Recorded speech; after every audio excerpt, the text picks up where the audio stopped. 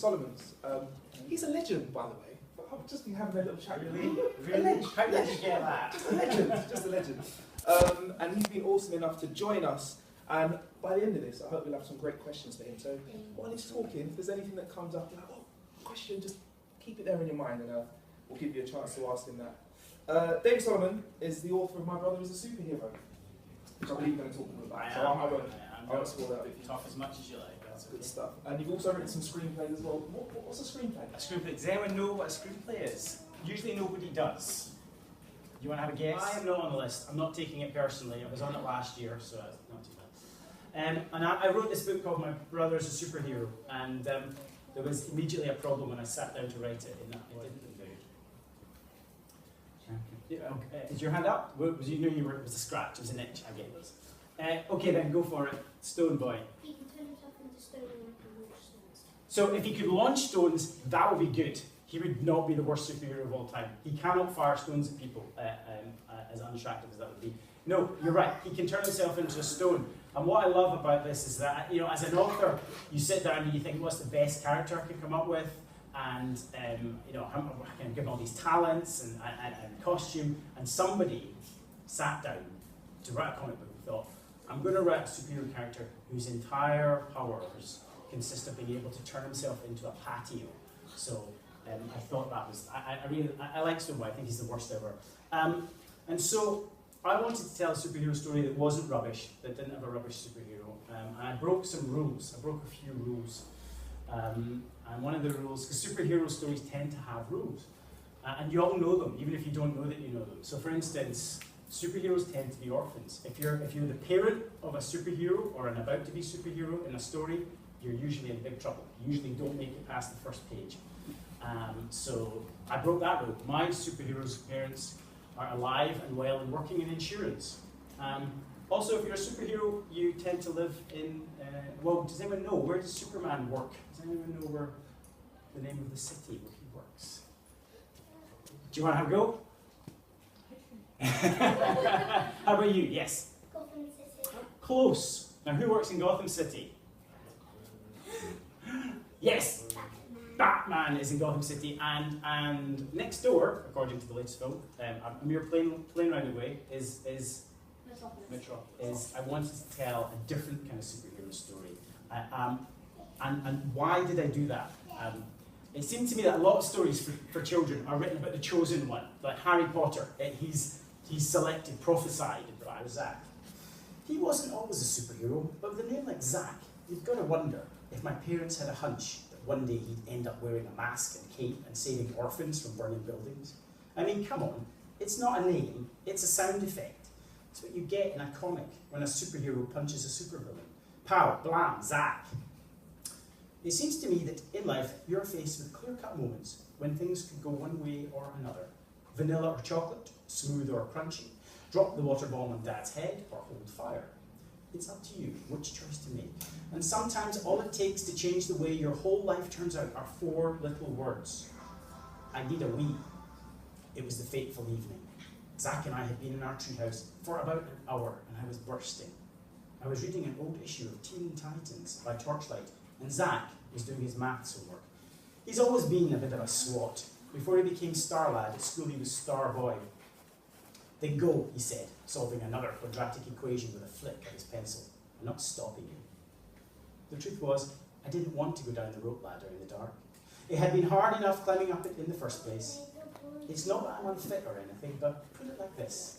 You won't ever see me on an Olympic podium. I suffer from hay fever and have funny shaped feet that mean I have to wear these things in my shoes called orthotics. When Mom first told me I needed them, I was excited. I thought they sounded like super soldier power armor. But when they finally arrived, they turned out to be bendy foot-shaped supports and not a cybernetic exoskeleton suit. That was a disappointing Thursday. I hung my head out of the treehouse door. Maybe I could just weave from here. Out! Get out of here, you disgusting child. Zach is only 3 years older than me, but when I've done something to annoy him, he calls me a child. Of all the things I can't stand about my big brother, being called a child is number 47. Not that I have a list. Okay, I do have a list. Even before he became a superhero, the list was up to number 63. Now it's almost at 100. He is very irritating. I climbed down the rope ladder and went into the house. I did a wee. When I returned to the treehouse a few minutes later, Zach was sitting there silently in the dark.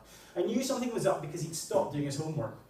I grabbed my torch and levelled the beam in his face. He didn't even blink. Zach, are you all right? I nodded. Are you sure? You look different. He nodded again, very slowly, like he was working out some complicated thought in his head, and then said in a croaky voice, I think something amazing just happened to me. Look, I've changed. Now, this didn't come as a great surprise. About 6 months before, Dad had taken me aside for what he called a man-to-man chat. We sat in his shed. I think that's because it's the most manly room we have. And Dad explained that from now on I might notice some changes in my big brother. Zach's embarking on a great journey, said Dad. Brilliant. When's he leaving? Can I have his room? Not that kind of journey, said Dad with a weary sigh. He's going through something called puberty. His voice will be different, for instance. Ooh, will he sound like a Dalek? No, not like a Dalek. He will become hairier. Ooh, like a werewolf? No, not like a werewolf. His puberty lark didn't seem up to much. There was other stuff to do with privacy and girls, but to be honest, after the letdown about the Dalek and the werewolf, I stopped taking it in. So when Zach told me in the treehouse that something had changed, I knew exactly what to say. I pursed my lips and gave a serious nod like I'd seen the doctor do when he told me I had glandular fever. I'm afraid that you have caught puberty. He ignored me and stared at his hands, turning them over and over. I think I have superpowers. Dun, dun, dun. So that is chapter 1, and you have to picture me at this point. I'm in my little writing shed. It's all going very well. Do you know how you write a novel? You write a novel. What you do is you sit in front of the keyboard and you bash your head off the keys for 8 months until the novel appears on the screen. That's how you do it. That's a top tip. So chapter 1's going well. We're all set up. Zach has actually got superpowers. It's not a spoiler. He is a superhero.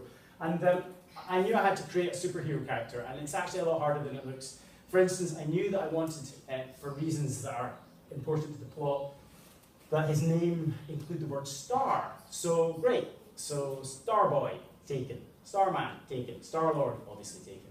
Everything with stars taken. And I ended up with, I ended up with Star Lad. And then the book sold to America, and the Americans said, we don't know what a lad is.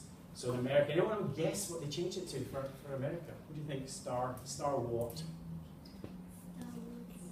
Star Wars, that's taken. It's Star Guy. There you go, he's Star Guy. So anyway, what we're going to do, because it's hot and to wake you up, we are going to come up with a superhero character ourselves. Now, obviously, I'm a professional, so do not be overawed by my skills. But I'll do the drawing, you do the creating. Okay, blank canvas. If you were writing a superhero character, what's the first thing that you would come up with for a superhero character? Yes.